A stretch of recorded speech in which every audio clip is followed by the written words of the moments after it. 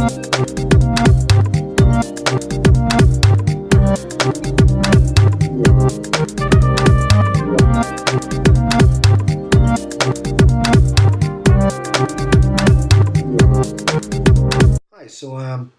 just a few notes in advance for this. After this point, I self-identify as the avuncular homunculus, so I expect you all to respect my wishes in this regard. And first thing I really want to get to is that this isn't really what I wanted to be as my first video of this kind in terms of commentary and the likes, but by virtue of it relating to this election cycle, I have to kind of push it out of the oven a little bit premature. So apologies for that.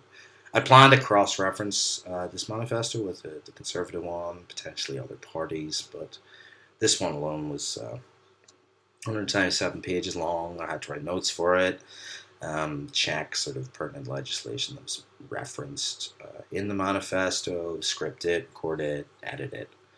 And before the discussion largely becomes redundant, of course, after the election itself on the 8th of June. So anyway, on screen currently is a non-exhaustive list of things I hope to tackle in the near future.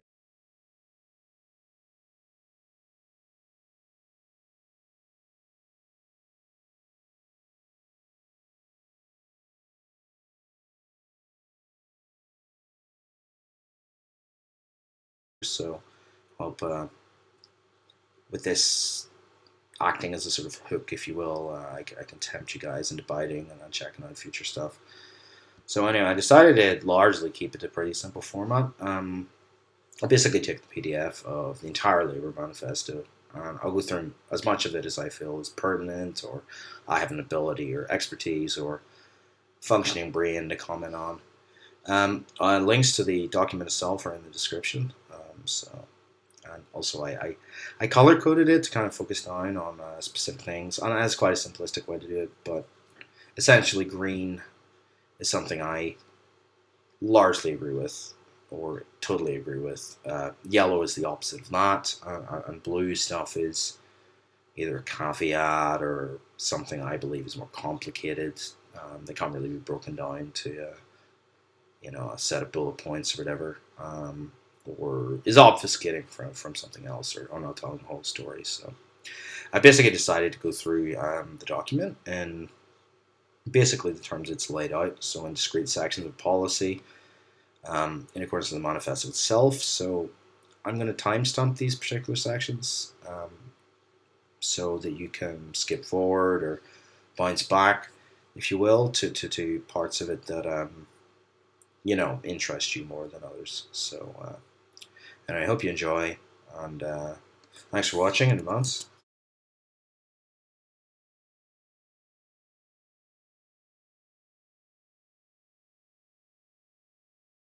In the course of going through this, I actually realized there's probably a lot more in there that I like than I dislike.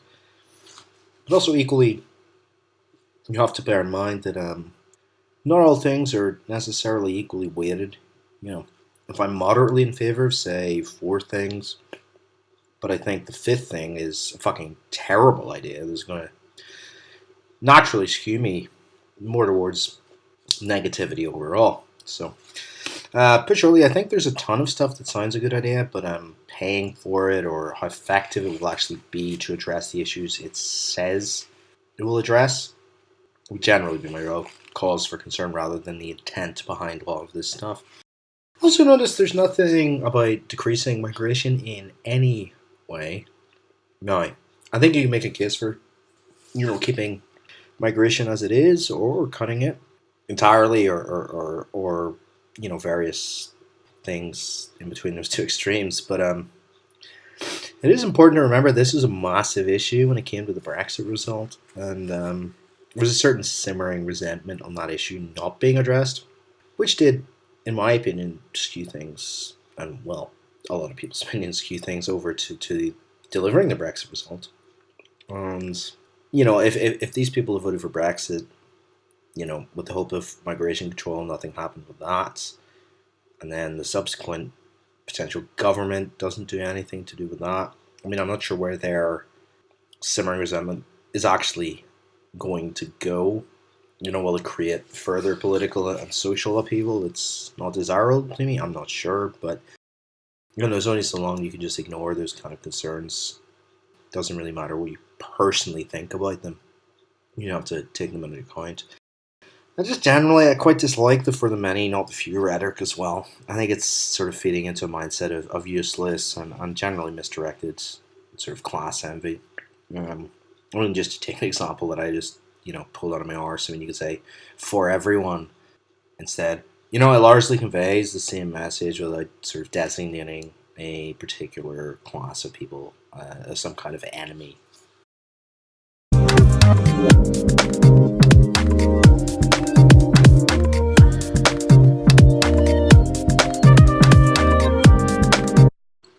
First main section we're going to look at is entitled Creating an Economy That Works for All. Okay, so to begin with, largely I'm in favor of investment and diversification, specific aside.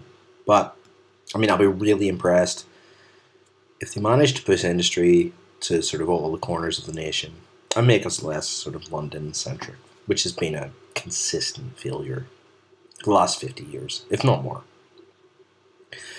So, going through this, I don't think anybody, myself included, is particularly in favour of people avoiding their tax obligations, regardless of opinions on the minutiae of the tax rates themselves. Avoiding your obligations through pseudo-legal or, let's say, illegal means is generally something I think most of us can get behind. So I'm not going to have an issue with that. Okay, so next up we have, I don't really have a particular issue with tweaks to corporate tax rates, but I'm very much against other provisions provided here. Levying extra taxes on businesses who pay salaries above a certain level is alright, I suppose, if you were operating in a world that was less interconnected. However, obviously we do not exist in such a world, and especially when you consider such arbitrary excess tax, in terms of if you're earning above a certain amount, the business that employs you will be taxed.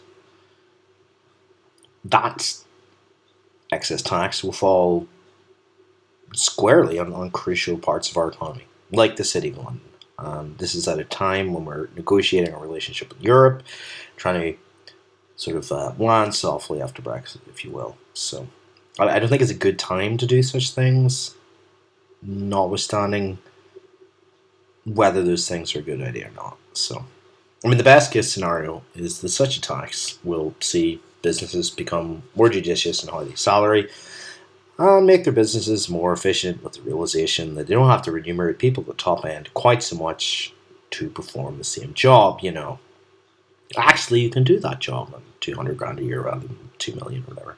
And I think there's some wisdom to that. I'm not sure how you do that at a time where we're trying to make ourselves attractive to multinational business, and compare and contrast ourselves with the rest of Europe, who obviously will not be doing these things for the time being, or never mind the United States, or any of the other world financial centers for the most part. So, I mean, with certain industries, there's an expectation of a certain level of salary, and it'll be easier to meet these in other countries if we tax businesses extra for paying those kind of salaries. So, I think it's the kind of arbitrary excess tax that you would need to execute on an EU-wide basis, and I think that would actually work, or at least be a lot more likely to work, if the entirety of Europe was operating from the same playbook in this regard. And it might accomplish what it's meant to do, but if we're doing it on our own, I just see that, leading to an exodus of people and businesses from certain industries. So, and the elephant in the room here, I don't honestly see this Manifesto is being fully costed. I know a lot of people said it is. I don't think it is. If things stay largely as they are, it is. But these proposals, assuming the entire manifesto is implemented, of course, they're pretty radical and they'll have a lot of effects that may be unforeseen or unexpected. Making budgetary judgments based on long-term projections is a fool's errand, and has been shown many times in the past to be something you just don't hang your hat on. Right? This is not to say these projections are not viable, but they're not something I believe you can accurately predict. And if you're balancing the books on future projections, you may end up vastly surprised. Now, that refers both to this, and also I made the same argument when Trump's tax plan was published, which contained within it a lot of assumptions based on the sort of economic stimulus that would be created by lowering taxes across the board, some of which I thought was wrong. So, I mean, that's in the opposite direction, but I think that was overly optimistic as well. So, let's be honest. Given the amount of spending we're talking about here, expecting us to believe that the national debt will be lower at the end of a potential Labour term is utter lunacy.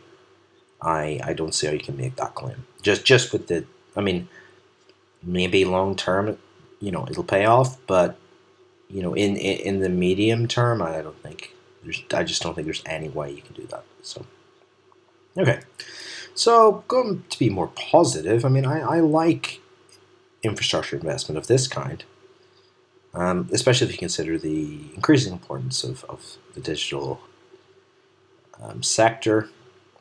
And I mean, a combination of good high-speed rail infrastructure and an expansion of internet connectivity is an important factor to enable a decentralization of the economy away from London. I think you have to have those kind of things in place, I mean, to be honest, I think simply there's a lot of jobs you could do more remotely, but you'll require, of course, good internet connectivity to do that.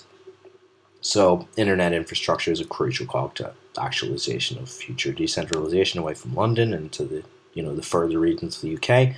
So yeah, I mean, we're a digital world now, so the idea that the people are in some way excluded from this new world by virtue of just per internet infrastructure is a bit silly. So I'm wholly in favor of reforming things in this sense. So now, this area is somewhat more complex to me.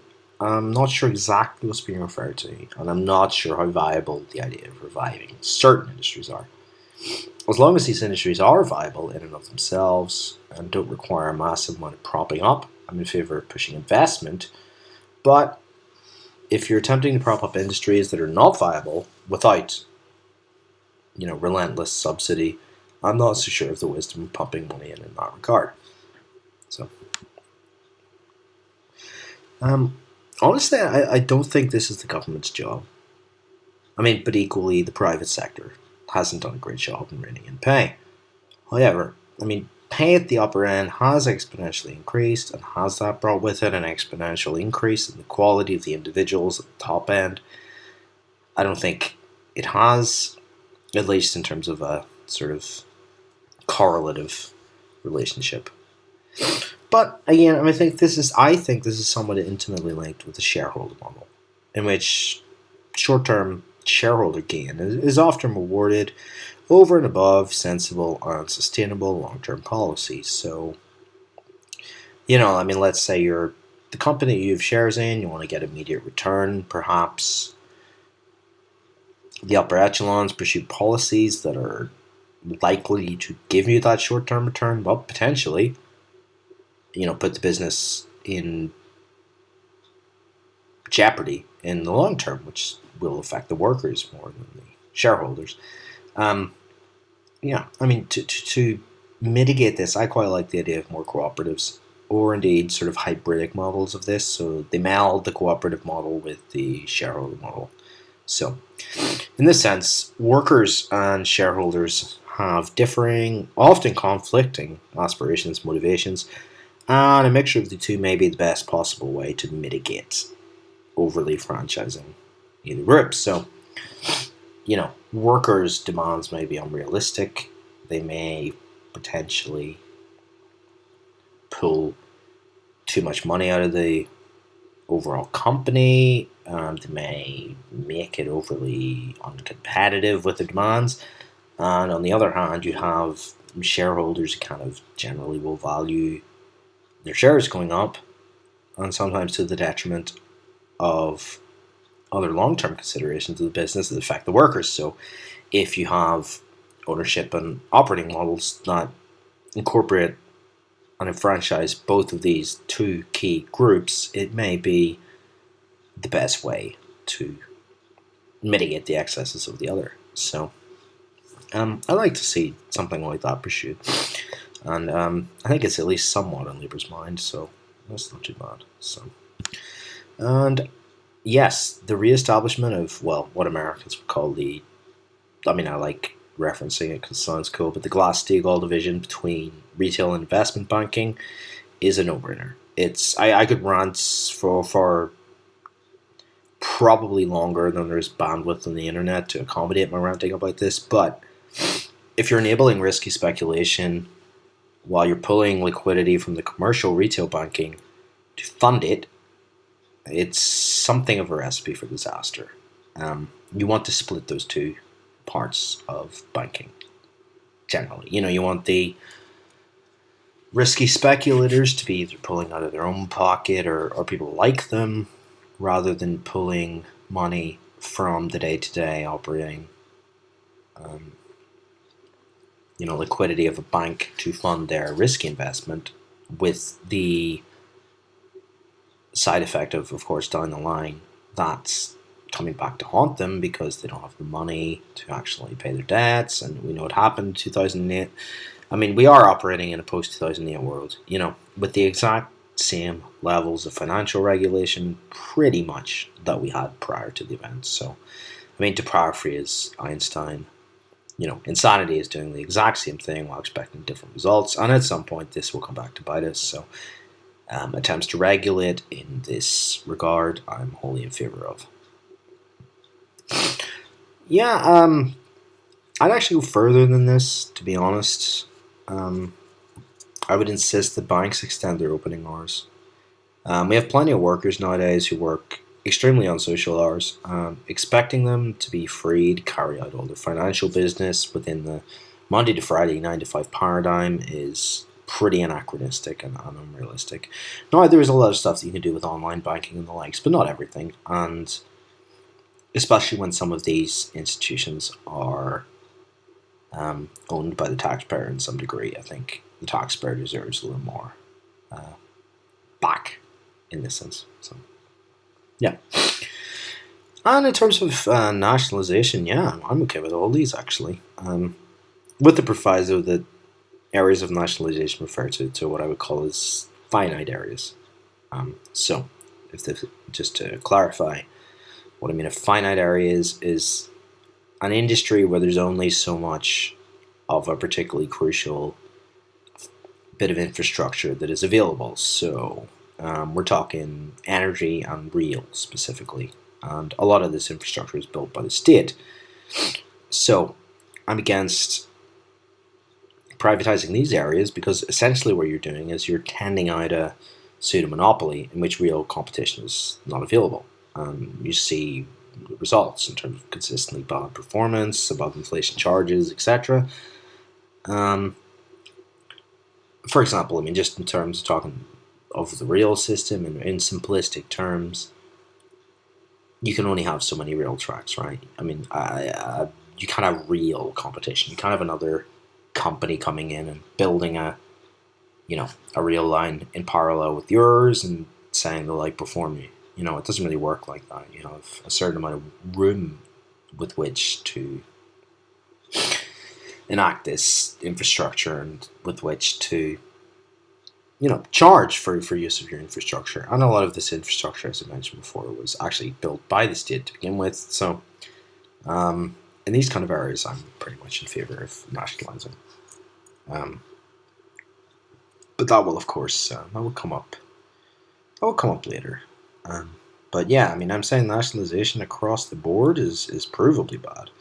So, I mean, if you're talking about, let's say, nationalizing food in some way, you create a lot of problems by making it very difficult to. I mean, you have to micromanage everything, and the private market does that not just adequately, but better because choice comes in. I mean, you can grow potatoes, the other guy can grow potatoes. Maybe your potatoes better, we'll go to that guy, or maybe the other guy will undercut you in terms of what he's charging, so you get cheaper potatoes or whatever. Yeah, but you can't really do that with the rail. You can't really do that with energy because there are certain pipelines, bits of infrastructure that are there, and you can't really just build pipes absolutely everywhere. And you're operating on the same network, so I'm very much against private industry running those, and it's in if you compare it to other countries, I mean, that's pretty much borne out in terms of they both outperform us in terms of performance and customer satisfaction, but also in terms of overall expenditure. So it's this real argument against doing that, I don't believe.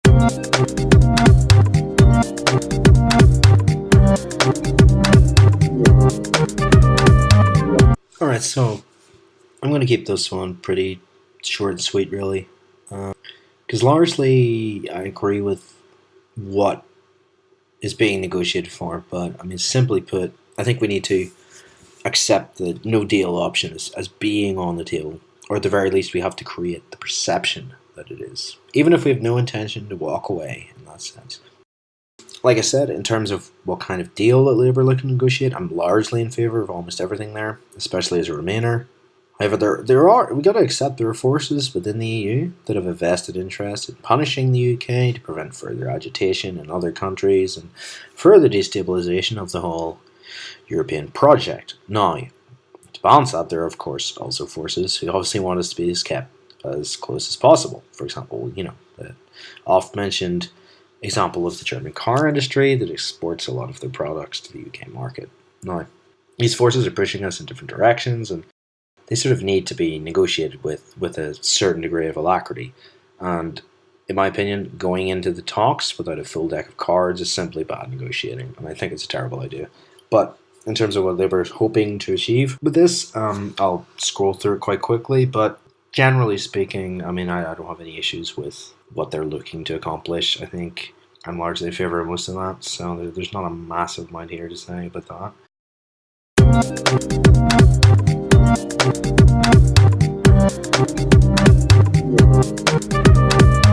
Firstly, before I tackle specific policy pledges, I have to say, in my view, education is a sort of tennis ball. It is whacked back and forth between the incumbent governments who seek to reverse what the previous lot did. And personally, I'd be in favour of much more radical reform in many ways, but that's a talk for another video. So, looking at this restart stuff, increasing funding in this domain brings twofold benefits. I mean, firstly, children are, at a crucial stage of their development. They're able to foster their talent better and build, critical social skills by interacting with other children in these kind of childcare environments. And there's a lot of benefits that come from that. And secondly, this removes a sort of prohibitive expense that prevents many women, especially women anyway, from joining or rejoining the workforce, which, along with sort of general macroeconomic benefits, can also help the women themselves. For a start, it can be isolating, potentially damaging to mental health to be a struggling parent, single or otherwise, who's stuck at home all the time and doesn't get out much to socialize with other adults, even in a work environment. So that's entirely positive. I don't think there's a massive amount I could say regarding education in terms of a lot of specifics, as you can probably see. A lot of this seems to be introducing further levels of bureaucracy without really expanding what they're actually going to do. Other than using words, it's not pleasing. It's hard to advocate, for example, against things like equality or inclusion and what have you. So, I mean, without further specifics, there's not that much I can really comment on in terms of what all this oversights can actually mean. I mean, one thing I would say is they stress that every child is unique, but they oppose things like grammar schools, which to my sensibilities sort of enable people to better learn at their own pace. Um, but they also have the added benefit of creating a mechanism through which ability rather than bank balance is what's selective. So it's not perfect, don't get me wrong, but I don't think it's terrible, and I'm not sure why the left have such an issue with grammar schools. Because, I mean, their standard line of logic is that the poor perform badly socioeconomically. So, by that logic, Northern Ireland should be the worst performing part of the UK, as it is the poorest constituent part of the UK. But we actually tend to come out top in GCSEs and A levels, and we also happen to have grammar schools. So go work out if there's a link there. I think there is personally. I think grammar schools enable people from all sorts of backgrounds to get to a point where they're surrounded by people of similar latent intelligence and to learn at that pace. But also, I mean, to be simplistic about it, you put somebody who's very intelligent and somebody who's not so intelligent in the same working environment. Let's say it's just a pseudo classroom. There's the two of them. At what rate do you learn? Because if you learn at the pace of the very intelligent person, the less intelligent person has no hope of working and keeping up and learning at that pace. But also, if you learn at the speed of the less intelligent person in that environment, then the person who's more intelligent is not being well served either because they're not really fulfilling their whole potential. So, I'm kind of for some kind of selection process in that regard, but that's a position the left generally doesn't share with me. And I'd say, looking here, I mean, I think there's a time for exams, to be honest. I think there's a time for pressure within the education system. And I believe this solely because pressure exists in the outside world. At some point, you're going to have to deal with that fact. And I think this helps you transition more to adult life in some way. I wouldn't want to overdo things in this respect, and don't get me wrong, but I don't see the continuous assessment's nice and everything, but I think sometimes you gotta be put under pressure because you're put under pressure in the world of employment. So I need to be ready for that. Also, I mean, I don't think that the success or failures of other countries' educational systems are particularly due to how students are assessed. They're more the sort of domain of a well thought out educational system that isn't uprooted every election cycle. I mean, that's my opinion on that. I have to listen to what the experts say sometimes as well. Yeah, and of course, yeah, expanding skills training is a great idea for the most part. This manifesto actually raises the kind of point that I previously mentioned, which is namely that the constant reforming and re-reforming of education leads to a lot of negative consequences. I mean, part of this pie is not just in giving people skills, but it's also giving a set of recognized qualifications of sufficient quality and prestige that employers can make informed decisions when they're recruiting. So I'm quite pleased that they acknowledge that creating new schemes in perpetuity and new qualifications all the time sort of feeds into a problem of, well, I mean, employers have no idea what's going on in terms of these, qualifications and what they actually, what somebody holding these qualifications is likely to be able to do for you. Just being a curmudgeon, I mean, yeah, I mean, that's a fact, but I mean, why not get more men into women-dominated industries, teaching, childcare, nursing while you're at it? I mean, we're a demographic too. And very quickly, just over the whole university thing, I mean, I don't think number dropping is a bad thing at all. I'll do a larger video on university at some later stage. I think it sort of requires a standalone video. I mean, they do mention that tuition fees are non-existent in other countries, like the Scandinavian countries and Finland. I mean, this is true. Now, don't get me wrong, but I mean, there's other structural differences in those societies, and also, I mean, I don't think I don't think the simple idea of just pushing more and more people into tertiary education for the sake of it is a particularly prudent course of action. I think there's a lot of reform that needs to be done there, root and branch, and simply just upping the numbers every generation to be higher than the parents' generation. I don't think that's particularly laudable in and of itself, unless you have something more well thought out that is surrounding it.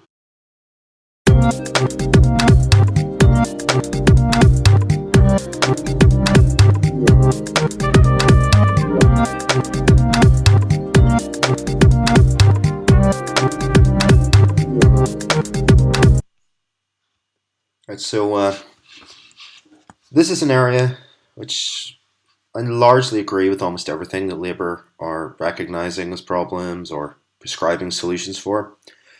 Um, just the sheer raw numbers, who's in and out of employment, I mean, they don't really tell the whole story here. And I generally approve of what's being suggested in terms of tweaks and reforms.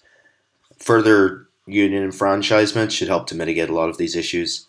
It's pretty daunting to fight your own corner against an employer, even if you have the law theoretically behind you. It might not work out favourably, or if you lack resources to do it.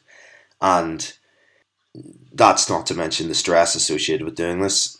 So, provided unions fulfill their function and do not overstep, maintain a balance of power rather than pushing it too far in one direction. I tend to agree with most of this. So, first two here, I pretty much wholly in agreement with. I mean, they don't really address this directly by talking about all workers' equal rights, but I assume this encompasses age as well. There are certain provisions for younger workers in terms of both favourable working rights, but also associated lower pay that I would remove. I'm not sure if they're saying they're going to remove it, and if that's what's being proposed here. But if that is the case, the benefits to me are twofold. For one, we've covered this already. But if you're old enough to pay tax or fight in the army, I mean, you're old enough to work under the same conditions as everyone else, but also get remunerated the same for your labour. So this also removes a certain temptation for employers to just hire a stream of under 18 workers who they can pay less, and are also easier to get rid of because they're unlikely to be supporting families, unlike older workers. So it kind of creates a bit more stability if you're bringing everyone onto the same playing field. So yeah, 0-hour contracts, pet bugbear of mine. To me, they're a complete disaster. To me, there has to be a balance between flexible labour for employers of all sizes and the rights and the social costs of workers. 0 hours contracts swing way too far in one direction. I mean, realistically, we're not going to get back to a day where the majority of people work a stable 9 to 5, Monday to Friday necessarily. But there's got to be some kind of happy medium. People need stable hours. Doesn't need to be a massive amount of hours necessarily, but they need stable hours. And they need this to budget with. They need to know how much is going to be coming in every month and cross-checking that with their outgoings. And they also need to be able to fit other things around it. For example, some people may need to work 2 jobs to make ends meet. Both of them, maybe they're working 25 hours a week in each job, on average. But they may be unable to actually do this. Like, let's say if they work 2 0-hour jobs or 1 0-hour job and one sort of flexible time, and their weekly rotas rotate, that kind of inevitably will bring one job's hours into conflict with the other job. So they'll have to drop one of their jobs and they'll have to drop, a big chunk of income. Whereas, let's say if they have a guaranteed 25 hours a week and relatively stable schedules, they can work around that, they can keep up with jobs. So this affects everyone as well, across the board. So, I mean, from people working de facto full-time to try and support families to students looking to work part-time to fund their studies. Let's say, you're a student in 1 week, you're able to work, and then the next week, oh, well, we want you to work these different hours that conflict with your course in some way. So it's just generally pretty terrible, I think. So on the next one, I don't disagree with this, but I'm not sure how you're going to do it. And also not to mention that elsewhere Labour have pretty much said nothing about cutting immigration in any way. So I'm unsure as to what mechanisms or even if they have the resolve to actually try and prevent this mentioned undercutting. So Yeah, come back to me on that one. Yeah, I mean, this is pretty obvious. Trade unions have to be able to talk to people, not necessarily at designated times. They need to be popping in and out. They need to be able to see what workplaces are actually like. They need to be able to assess these workplaces to be able to fulfill their functions. So this one seems really obvious. Yeah, I mean, the next one. I mean, people like holidays, I guess. I don't really see the point of this, to be honest, especially in terms of you're tying it to national patron saints, because, I mean, in Northern Ireland, how do you even have a unifying national holiday day that recognizes one particular figure?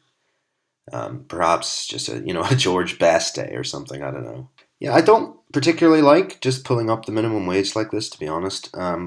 In fact, some places that are regarded as more left egalitarian and have higher social mobility rates than we do not actually have a legally enshrined minimum wage in the sense that we conceive it.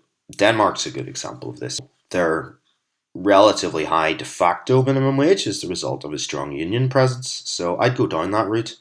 And also, I mean, if we're looking at this, that seems to be at least part of what Labour are proposing to go down as well, so I don't think those are contradictory at all.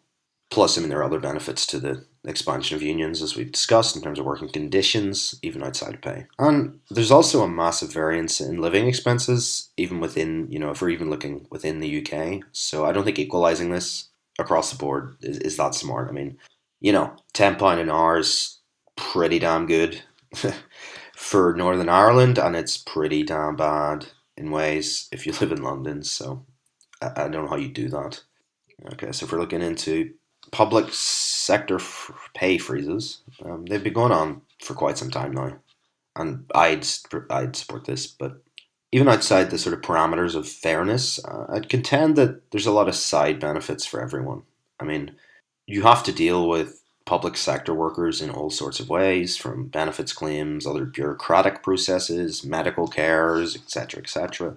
So, I mean, a public sector workforce whose morale has been tanked due to years of financial stress, I don't think they'll perform as well or be as dedicated to doing their jobs as people who would be happy in those positions, which has a knock on effect to anyone actually seeking to use those services. I mean, do you want to be dealing with the person who's just pissed off and stressed and doesn't really care anymore after years of cuts, or do you want to deal with someone who's somewhat more positive in carrying out their duties? So I think there's a knock-on societal benefit as well, even outside of ostensible fairness. So skipping over number 9 here, because that's pretty much a no-brainer, I think. Well, that's what I think anyway. You may not necessarily agree. Okay, so if we're going to maximum pay ratios here, I think for public sector work seems relatively sensible, albeit I think it's predicated solely on what is perceived to be fair. I wouldn't institute that kind of rigid ratio cap, by itself. I'd also factor in some way what the kind of salaries are for equivalent jobs in the private sector, and I would factor that into some kind of ratio and work out something in that way. So I tie it to both of those kind of things. I don't see the value in potentially seeing just good talent just all move and work in the private sector for more money, and then us acquiring a load of mediocre individuals at the top of important institutions just because the pay is seen as fair. Because obviously you're going to have a lot of knock-on effects for having mediocre people at the top of these institutions. So I think you want to prevent that, but equally, I mean, maybe you do want to cap in some way public sector pay rising at the top while staying stagnant in the middle and the bottom. So that's one of those little column A, little column B kind of ones. Yeah, so I mean, of all the things I consider actively unfair in terms of wealth begetting further wealth, this is one of the biggest out there. So yeah, ban it by all means. I mean, it enables businesses to undercut other businesses in the same industry by getting professional standard work done for free. Sometimes it's a prerequisite to break into certain industries. And put simply, I mean, a lot of graduates from poorer backgrounds just cannot afford to work unpaid for 6 months or a year. And other people can. So, I mean, I would close this kind of exploitation of labor myself. So I can't really argue against that. As to what mechanisms you necessarily use or how do you enforce this, I'm somewhat dubious on how you can do that. So, I mean, I'm in favour of the unions, as I kind of outlined for the most part earlier, so I'm obviously probably in favour of this as well. And yeah, I'm in favour of this insofar as it doesn't elicit a stream of specious claims. I mean, perhaps a better way to do it would be to cut these fees to something that's small enough to be affordable by everyone, that's refunded after the proceedings. If they go in your favor, perhaps. But you want them maybe to be large enough to just put people off who have no real impediment to bring spurious claims of discrimination if it's entirely free. So, another sort of mixed one there. I'm not really sure what you're strengthening here. As far as I'm aware, these protections for women against unfair redundancy exist. It's just resolving grievances through the mechanisms that can be a bit dicey, and that's kind of been already outlined by the manifesto. So I think it's somewhat covered in that sense. I mean, I'm not an expert in this particular vein of policy. I would tweak the provisions for very small businesses, and I know everyone there's this sort of expansion of what is meant by a small business. What I would classify as a small business is like an individual shop, maybe a business encompassing 2 locations, that kind of thing. And I would kind of exempt them from some of this in ways, because I mean, yes, is it fair to be penalised for having children? Well, no, but I mean, equally, I mean, if you're that kind of genuinely small business that simply can't afford to hire a replacement for you and pay you maternity pay, and then that, let's say hypothetically, that business goes bust because the margins were that tight, and the proprietor have their own entire family to support without really that much help from the state, whereas at least parents get child benefit and the like. I mean, is that fair? I mean, I'm not sure if such opt-outs already exist, but I definitely have a look at sort of mitigating the impact of those kind of hypotheticals. 17 to 20, pretty much no-brainers, or they tie into things that are previously discussed or mentioned. So I didn't really have time to research what was meant by the global standards of the ILO conventions, so I'm assuming they're probably reasonably standard fare. I haven't really looked into that particular one. And again, more stuff. I mean, we're not quite 0-hour contracts, but short-term contracts or flexi time and that kind of stuff. I mean, you want to be strengthening it so there's more security for workers. Again, I'm largely in favor of that. So we're looking at a civil enforcement system to ensure compliance with gender pay auditing. Sure. I mean, although a lot of this, as I said before, would be mitigated by other stuff, or there's legislation that already pertains to this. So I mean, I'm not really sure what exactly is being proposed in terms of mechanisms here. So, and I kind of want to know, I mean, if you're auditing companies, what the metrics are for quote unquote fair access to employment and promotion opportunities. I mean, how do you assess that? How do you define that? So, scrolling down very briefly, the rest is all pretty good here to me, anyway.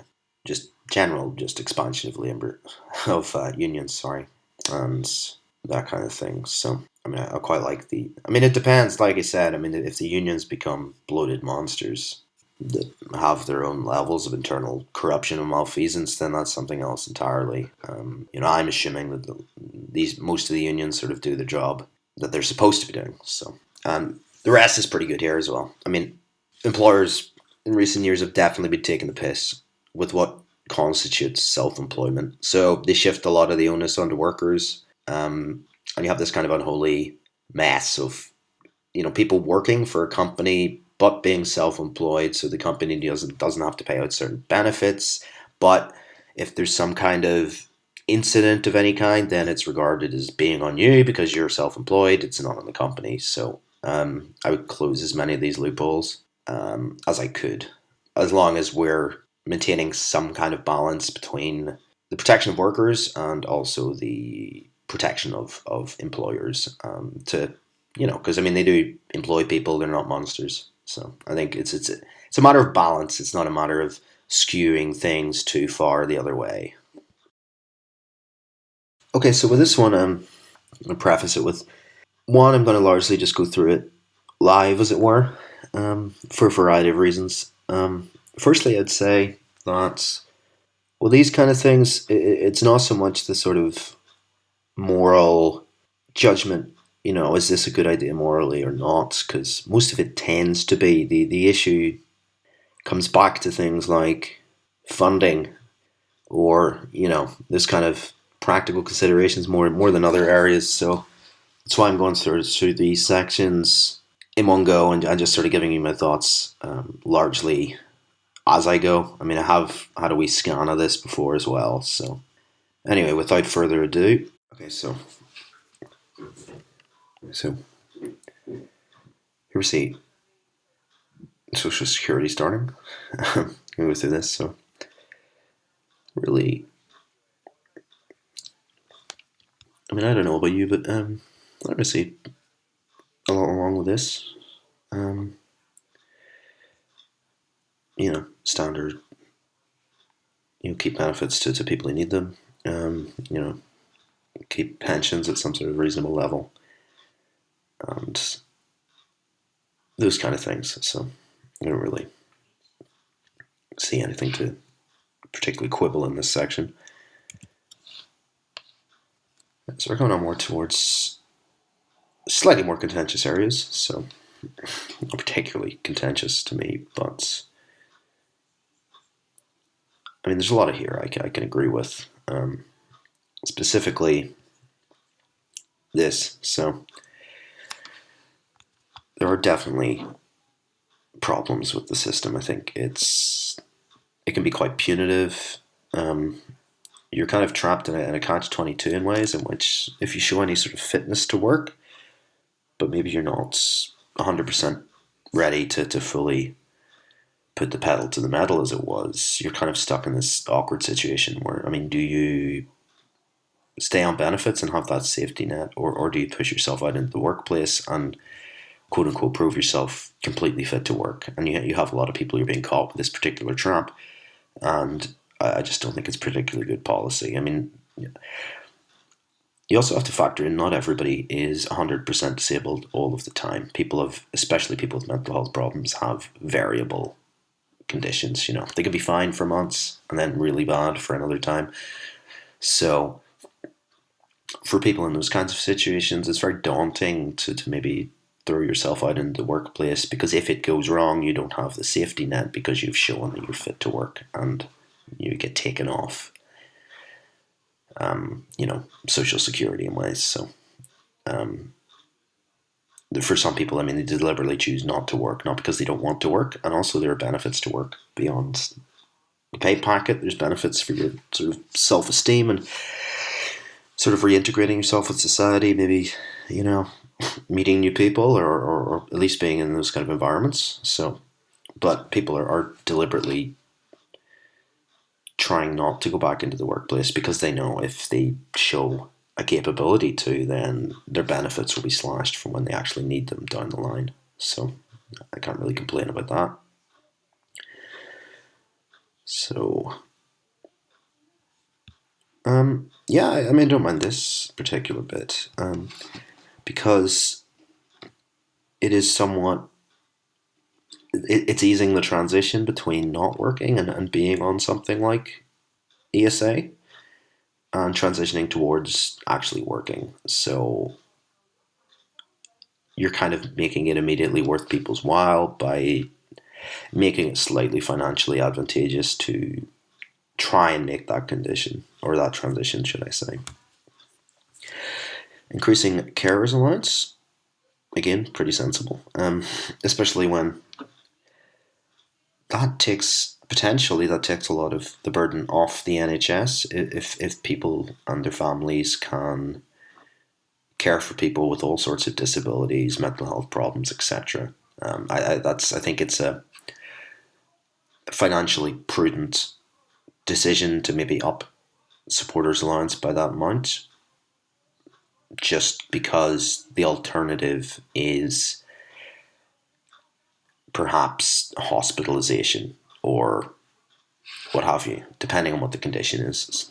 So if it's a chronic condition, that's not going to change, but some people have, changeable conditions, as we've discussed before, people with mental health problems especially. So if you can keep them out of hospital by slightly upping carers allowance, then I think it pays for itself and many times over. So we're talking about this decision on personal independence payment, just here. So they say, so there's a real parity of esteem between those with physical and mental health conditions. I'm not sure what that means. I assume that means they're going to take mental health conditions, depending what they are and how they manifest, as seriously as physical conditions when ascertaining your status for benefits or what have you. So again, as long as that's implemented properly, I can't really see a problem with that. People with mental health problems often have different needs than those with physical ones. And this is largely due to, depending on your condition, your level of stability will vary, as opposed to somebody who, let's say, is in a wheelchair. I mean, they're going to stay in a wheelchair. That doesn't change. Whereas somebody who, for example, is bipolar, their condition can change and it needs to be treated accordingly either way. So we're going to scrap the work capability and personal independence assessments because they were a disaster. And I think many people have covered this in the past. You were having people who were being declared fit to work when they clearly weren't, and that's a problem with bringing in private assessment firms. And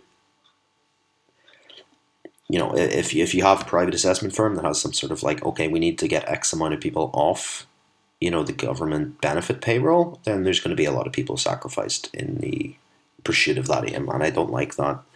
I don't think it's something that the private sector should be doing. And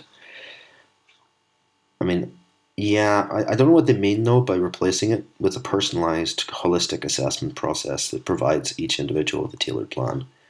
It's a good idea, but honestly speaking, the amount of work and expense you would need to do to actually do that, and I'm speaking from personal experience here, is rather large. I mean, it's rather large, and I'm not sure you can do that. It's ideally, yes, but that would be expensive, very expensive to do effectively, I believe. Privatization of assessments I've already covered. Ending the pointless stress of reassessments for people with severe long-term conditions. Now, that's a no-brainer. I don't understand why that was even a thing. I mean, obviously there are people maybe who fall through the cracks and maybe shouldn't be on benefits for whatever reason, but largely there should be a sort of protected class of conditions that they're not changing anytime soon. So, and that could be a physical disability, could be, your legs don't work. I mean, there's no point that they're not going to be working anytime soon, depending on what your condition is. Or say if you're severely autistic, that's not going to change.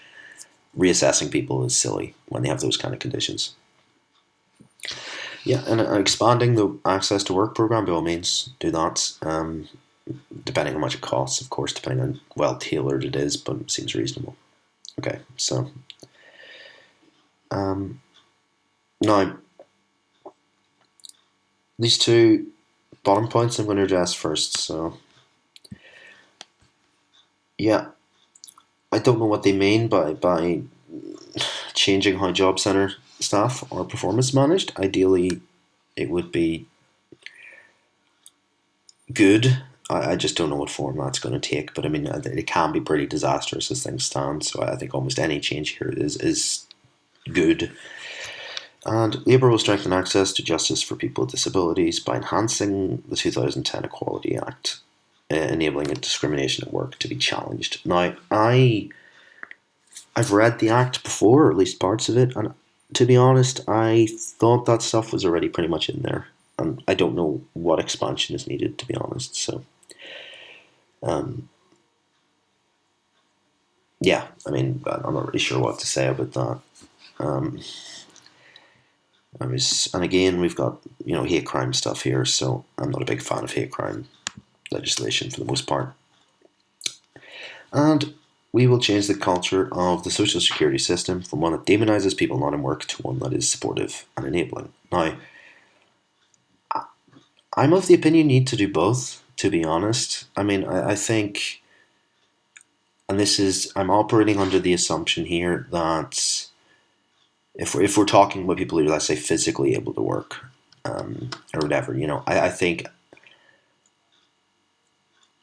basically, I think, saying that they're a total piece of shit and not looking at ways to maybe address their fears of re-entering the workplace or whatever issues they might have is counterproductive. Equally, I still think there should be some sort of social stigma attached to sitting on your ass. Personally, I mean, I don't like the way society is moving too far, in my opinion, away from those kind of ideas. I mean, you can be too harsh. You can be counterproductive. I think everybody. I mean, at some point, I mean, in my life, this has been the case. I mean, sometimes you need, the arm around the shoulder, and sometimes you need the kick in the arse. So I think you want to keep both of them in your arsenal, as it were. Okay, so the housing situation. I don't think this is just massively complex. I don't know. I don't know what you can do, to be honest, with a lot of this. You know, people said they'll just throw money at housing. And I can understand that to a degree, but I mean, it ties in with a lot of other things. It ties in with immigration to a degree, although not a massive degree. And now, I'm just really not sure. I mean, yeah, sure, massive house building, initiatives by all means do that, I guess, but that's going to cost a lot. And honestly, I think part of the problem here is now it would be nice to it would be nice for more people to be on the housing ladder, but equally there are countries and developed countries, European countries, where this isn't seen as the be all and end all. I know the old adage of an Englishman's home is their castle applies, but I think we need to challenge it in some way. The culture that you need to own a house rather than rent it,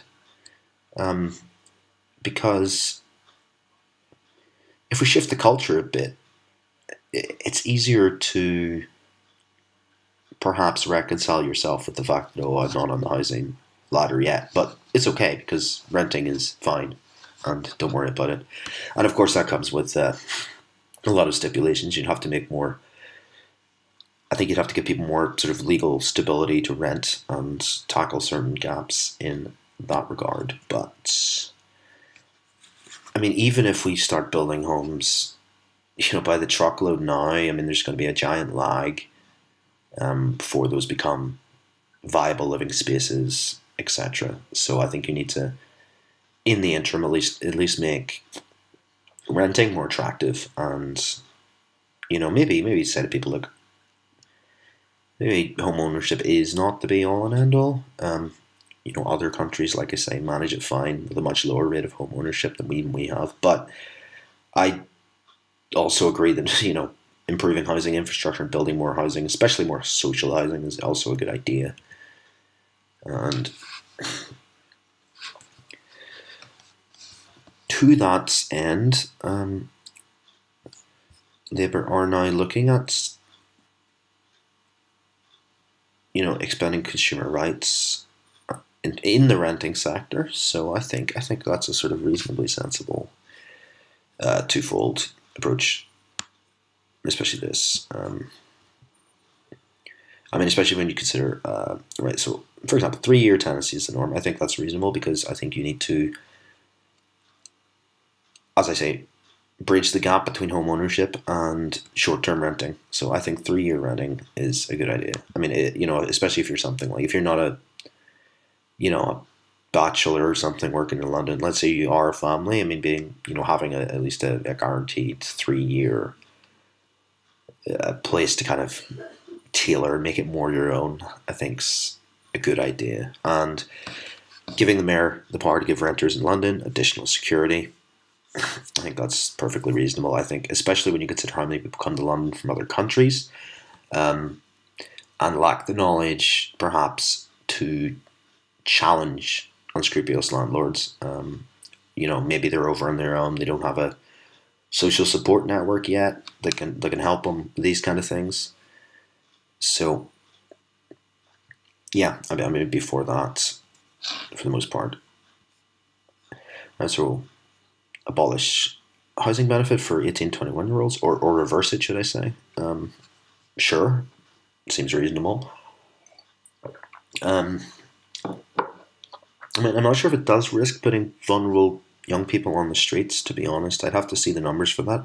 Just judging from my own experiences, a lot of the people I see on the streets are either substance abusers or older men, actually, and they are usually men. But again, I don't think cutting housing benefit for that age bracket is particularly smart, because that's the kind of age in which you're first fleeing the family nest, and it's maybe sensible to give them a little more leeway to land, especially when there's a lot of 18-year-olds aren't maybe as savvy with their finances or their rights as older people are. So I think giving them housing benefit in that time is a good idea. So yeah, I mean, building more houses, sure, go for it. It's pretty, especially council houses and social houses. I think that's fair enough. Like, I can't really see a problem with that. Of course, there are other more complex issues at play here, I think, in ways, but we'll cross those bridges when we come to them. So this is pretty much,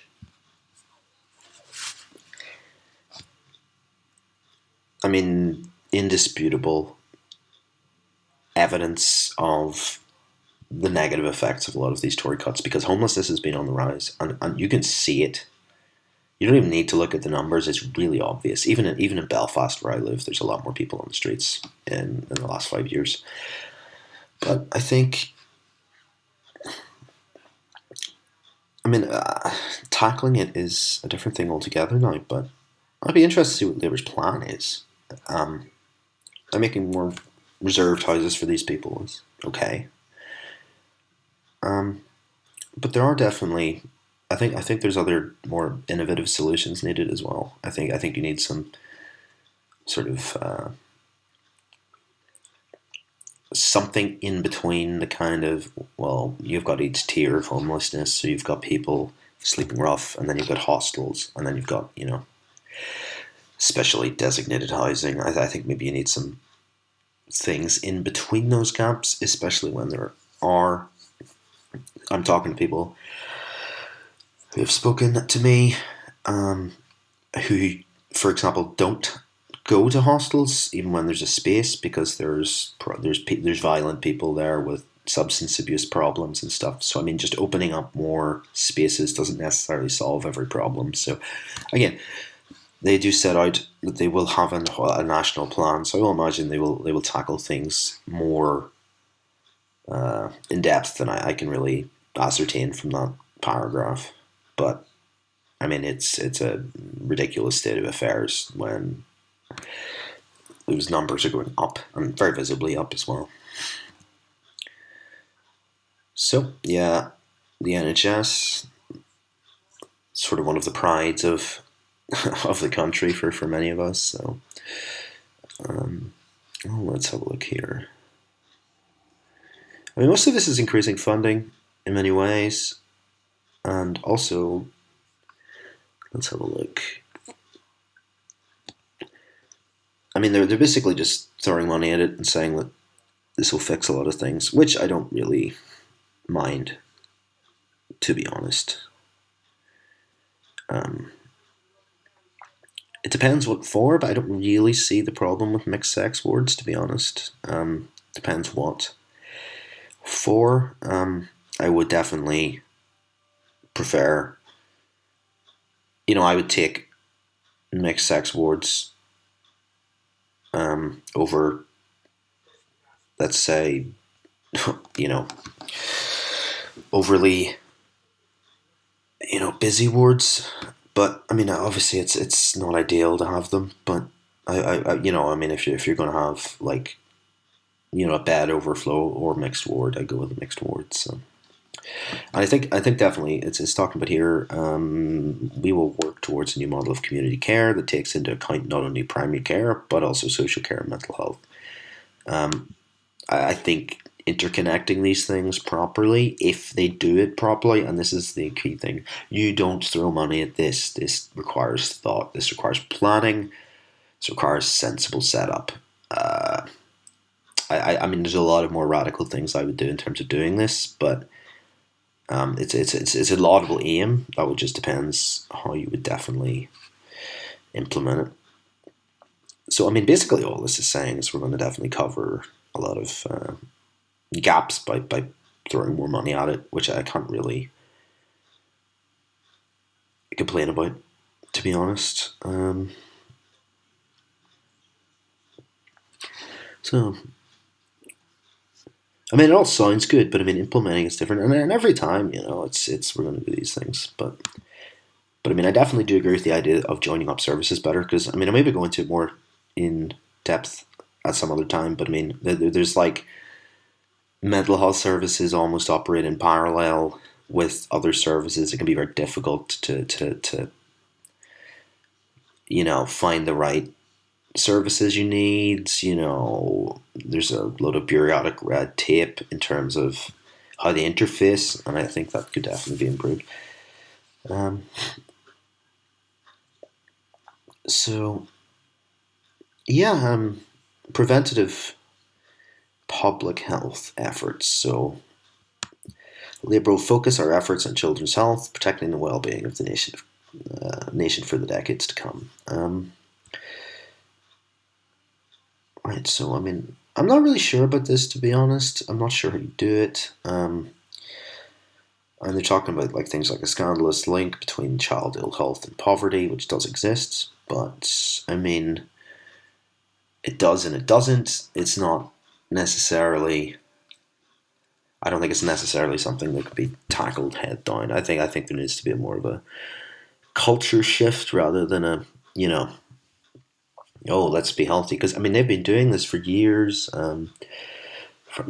Various medical bodies, various clinical bodies, various government public health announcements, and nothing seems to be stemming the tide of the ever increasing rates of obesity and likes. So I mean, I don't think it's poverty. I honestly don't think poverty is. I mean, it's a correlative measure. I don't think it's the reason for these things. I think you need a bigger culture shift for that to actually work. So I think it's good to at least attempt it, but I think you need to acknowledge there are other cultural forces at play that need tweaked. Okay, so Liberal implements soft drinks industry levy, commonly known as the sugar tax. I don't really like that idea, but also I do, because I mean, let's be honest. See, as a smoker, I mean, I am taxed to the fucking eyeballs, and there's no real advocacy group for us, right? And we just have to sit and take it. And I actually don't have a problem with paying that tax, but we're just shafted every single budget, and then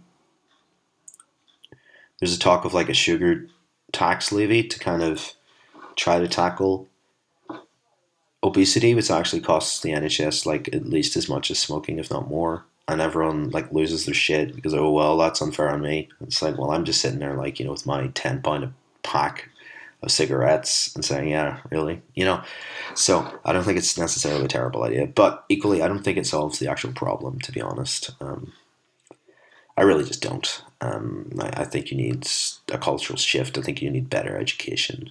I don't think just taxing stuff like that works particularly well. So,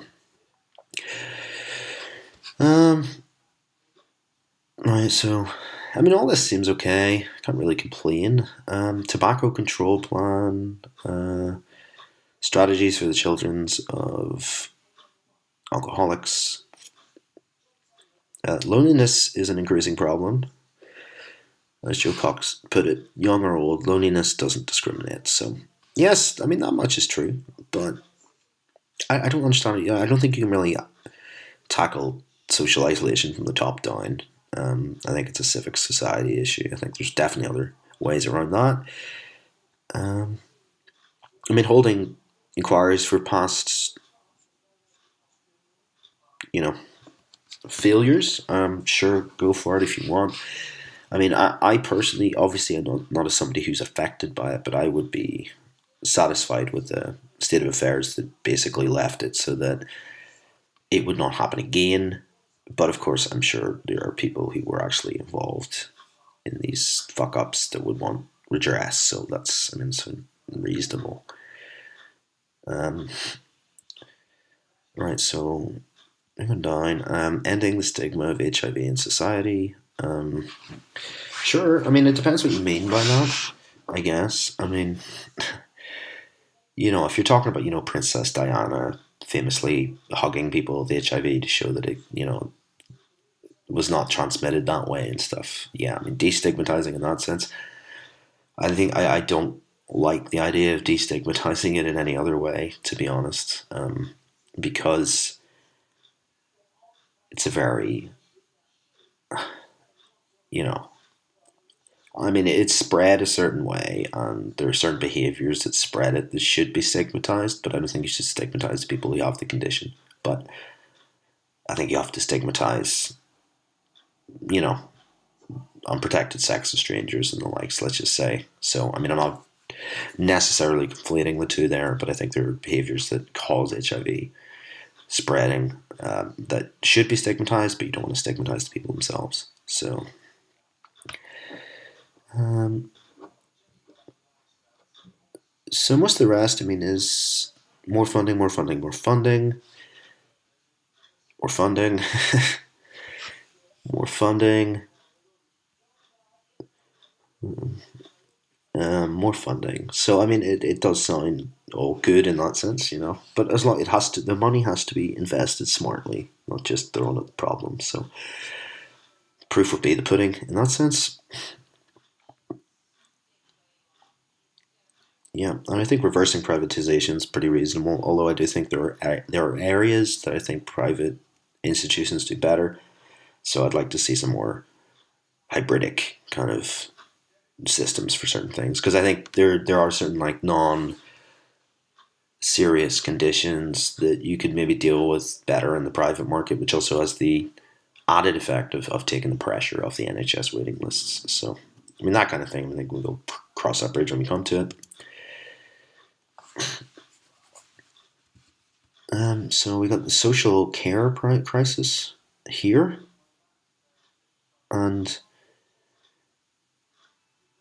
they make the point. I mean, this is just generally funding or reversing sort of Tory cuts and stuff. I generally agree with most of that, but they make the point here, which I largely agree with.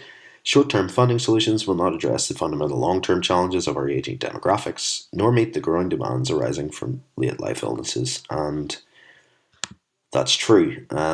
You need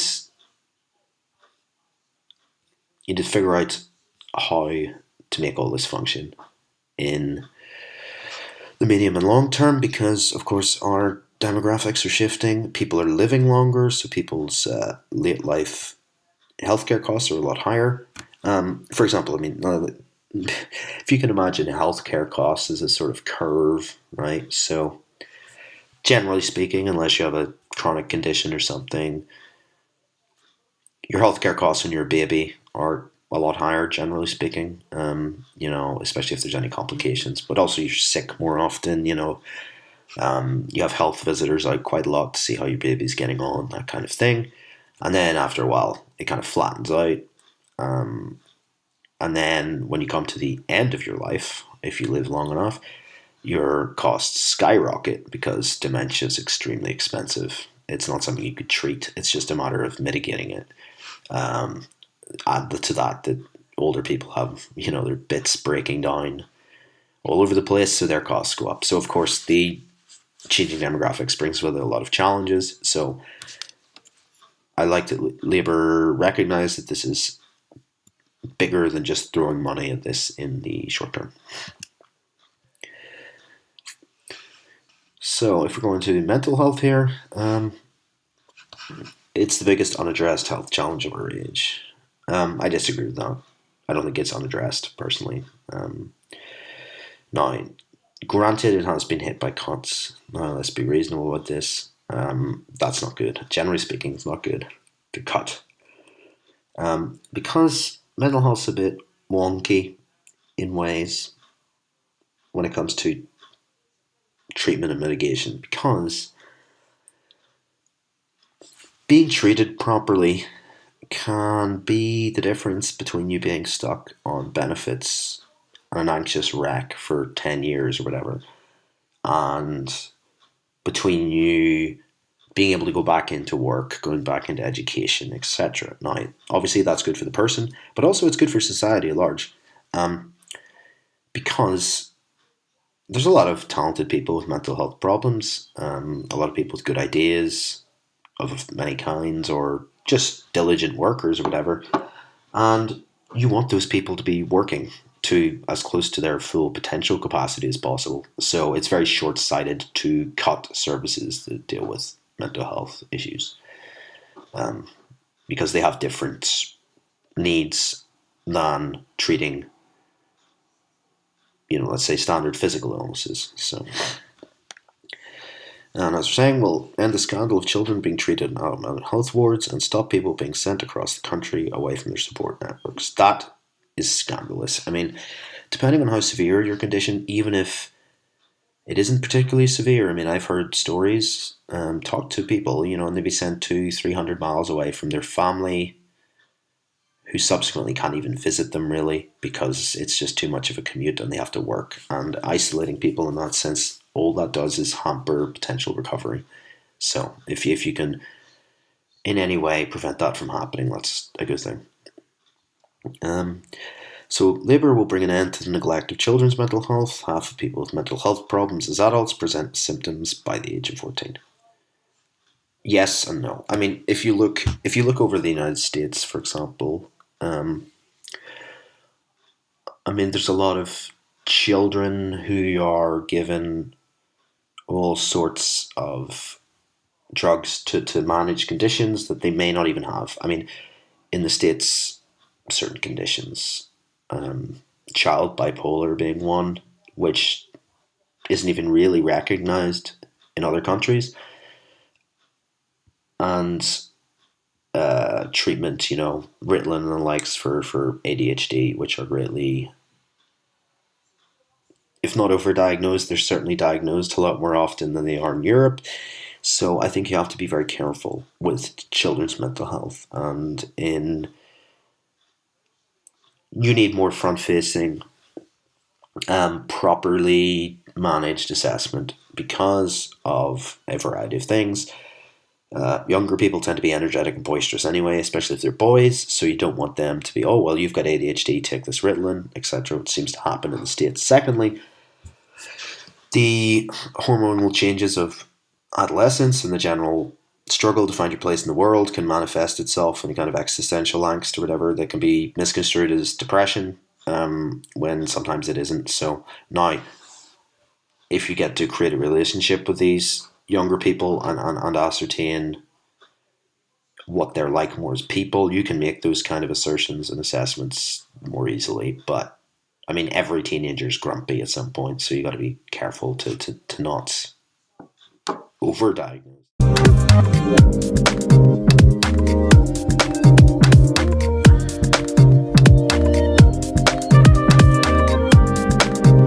All right, so with this one, there's not much of interest to me, or at least worthy of discussion with a lot of this. I mean, it's basically fund stuff that is generally considered to be good. I don't think there's much we can really talk about here other than, whether it's fiscally viable, I suppose. But I mean, it's essentially throwing a lot of things that most people are going to consider good.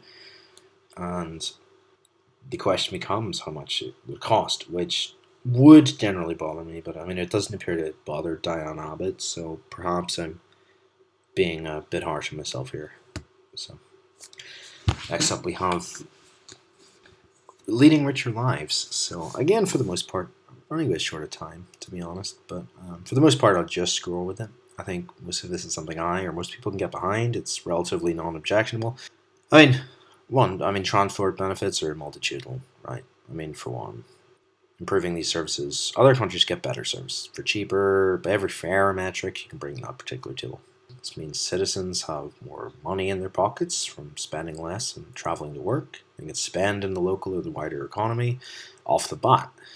Now, nextly, not being trapped in train carriages all the time also enables people to spend more time at work or at leisure every single day, and this adds up to big intangible gains. You're less stressed, your health is better, you have more time in the day without interminable delays to work, and also be economically active as well, or pursue other benefits that may have wider societal benefits, like maybe you're using that hour or two extra a week to volunteer.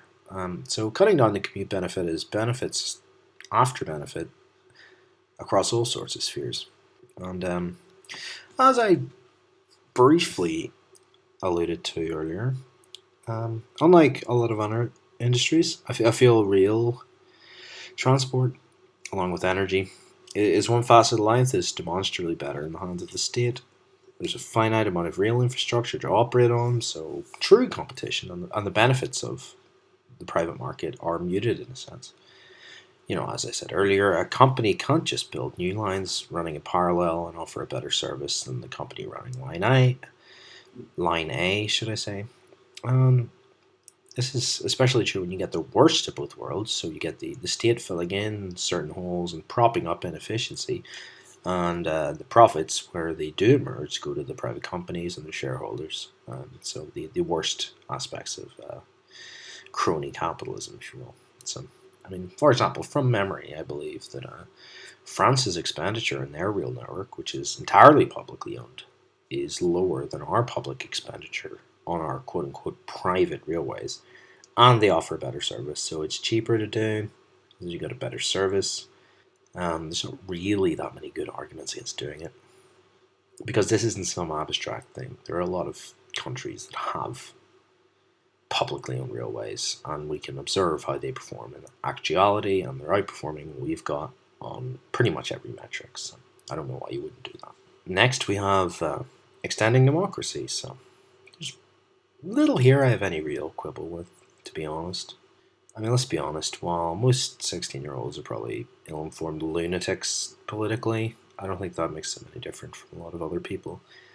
And I don't think logically it's fair to create an arbitrary divide between, say, working full-time and paying tax and otherwise being a responsible adult, or being in the army and not being able to vote.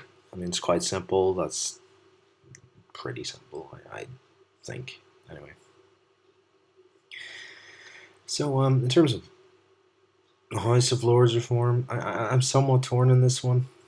To me, in many ways, the House of Lords is something that you wouldn't necessarily design it that way, but it works quite well, relatively speaking. It does quite a lot of good because its membership is relatively independent, because they're somewhat insulated from sort of the political winds of the time and whatnot. Now, there are, of course, links with the House of Commons and being given favours in that sense, but you do have a lot of long-standing members of the House of Lords who are kind of, by virtue of being there that long, obtain a sort of relative impartiality. And they occasionally do good things, especially when it comes to, I would say, fighting for the law or unwritten constitution against the prevailing wind of public sentiment. So they seem to fill that role relatively well. Now, if you were to reform it, I would like it to maintain that kind of niche. It really depends on how you're going to do it. To be honest, I just don't want the second chamber to be some kind of like House of Commons light, with similar party compositions to whatever's popular at the time, and sort of fluctuating based on that. So I'll come back to that one. I'm not really sure how I would do it, but I don't think it's an entirely bad idea, but it very much depends on how you do it. So as for further devolution and more local government, it's as simple as saying the proof's in the pudding, really. If it works well, it enables a faster and more effective response to location-specific problems, then that's great. If it's only adding another layer of bureaucracy that we're paying for between Westminster and local situations and, becoming kind of quagmire of slowing up everything, then no, I don't think it's a particularly great idea. But, it depends. That's my home nation, Northern Ireland. I wholly disagree with propping up all of the structures of the Good Friday Agreement. I mean, they just do not function. Simply put, they need fixed rather than feeling in perpetuity. I mean, we've just had another dissolution of the assembly there, one taught to many, and I think it's pretty obvious. I think a lot of people in this country have the same opinion that it's continually failing, and we've moved on enough at this point from the sort of eye of the, not even the eye of the storm, but the peak of conflict here for most people to have largely come to the position that where we're not going back there. It doesn't matter what we do, it doesn't matter what we dismantle, we're not going back to the Troubles, but we're still stuck with one of the most inefficient systems of governance that I've ever encountered in my time. Um, and that's kind of kept there because, if we get rid of it, we'll plunge back into the dark ages. And I just don't think it's going to happen. I think you just need to root and branch, just rethink and reform that entire institution.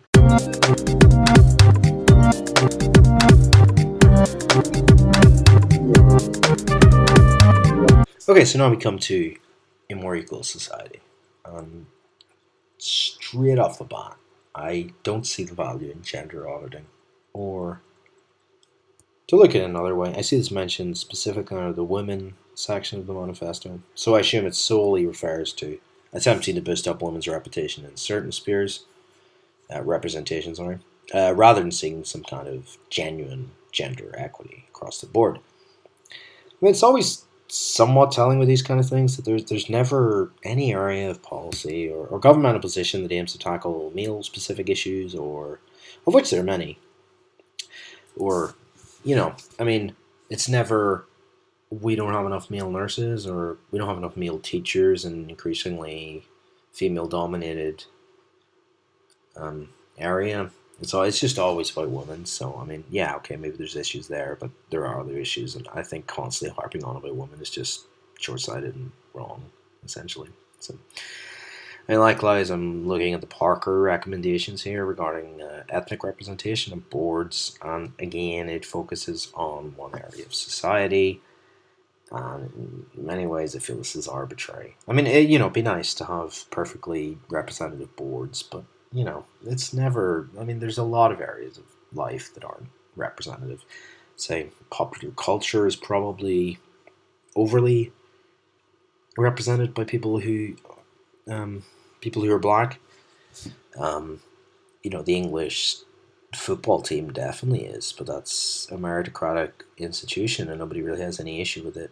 But for some reason, boards and political representation have to be, represented by some sort of breakdown of the nation's demographics in a way that other areas aren't. So, I mean, I think it's just arbitrary. So, I mean, ideally, I think there would be the private sector would be more innovative in looking at ways of recruitment that can bypass sort of institutional bias if it does exist, rather than having the government or other bodies institute top-down quota systems, things like that. I'll probably cover this in other associated areas in a future video, so I'm just sort of skimming through it here. But I mean, I think there's better ways to do it, and if we are to do it, we have to consider why we're doing it and why this area is more important than other areas that don't have demographically representative proportions. And again, I mean, I don't particularly contend this, but as an aside, I mean, I know why, but let's be honest. I mean, I'm just going to say rhetorically why, but I mean, I'm not sure why people continue to utilize sort of global averages to augment the scale of a problem when addressing a domestic culture that's nowhere near that violent towards women. I mean, you're conflating one of the most, relatively speaking, enlightened and egalitarian countries in the world to the rest of the world, and don't do that. It's silly. Right. And again, I mean, 2 women a week in a country of 65 million, I mean, that works at 100 deaths a year.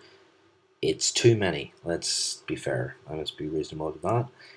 And equally, yes, we should not be cutting services for those who are afflicted with domestic violence, but equally, framing it like this, I feel, makes the problem out to be endemic to a degree that it isn't. I mean, it's somewhat tugging at the heartstrings, if you will. So I don't like that kind of framing. Okay, so actually look into this, and this act basically it gives people with gender dysphoria, I'm quoting here, legal recognition as members of the sex appropriate to their gender (brackets male or female), allowing them to acquire a new birth certificate, affording them full recognition of their acquired sex in law for all purposes, including marriage. It requires applicants to have transitioned 2 years prior and does not require reassignment surgery to have taken place.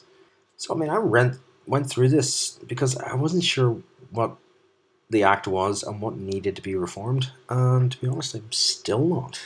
And people raise concerns that to obtain such legal recognition of your gender status, that it requires marriages to be annulled. Although on my brief look into this, I'm not sure, honestly, if this is still the case. So, if that were the case, I would obviously, appreciate tweaking of that kind of thing. I don't think you should have to break up marriages to get recognized legally for your gender identity. So, but by the signs of it, I think there's a reasonable balance here between franchising those with legitimate gender identity issues legally, while not enabling those who may simply be confused, or even making some kind of social statement to just legally change their gender with ease. And I think this kind of strikes that balance. Right, you have to sort of be going through the process of transition, but you don't have to, have reassignment surgery, and I'm assuming that comes with all sorts of psychiatric assessment and stuff, to the degree that your gender dysphoria is very much legitimate and recognized rather than just being able to do it willy-nilly. But I don't think it's the biggest deal in the world either way, as long as people get their full legal rights. Going through this relatively quickly, but I don't like hate speech designations for the most part. I think if you enact harm on the person, the harm itself is what should be looked at and assessed, rather than create tiers depending on the identity of who's offended against. If I beat the shit out of some guy who just happens to be white, that's not a hate crime, but, the guy's black, and it is, depending on what the motive is. I just think you should be sort of creating tiers of criminal offense. And especially not if the scope of what constitutes hate crime is continuing expanding, which it is. To the ridiculous state of affairs you get to when a Scottish YouTuber is currently awaiting trial for jokingly training his dog to do a Nazi salute. Or, take any other example you will. There's to bring that under the auspices of hate crime is really overextending. Okay.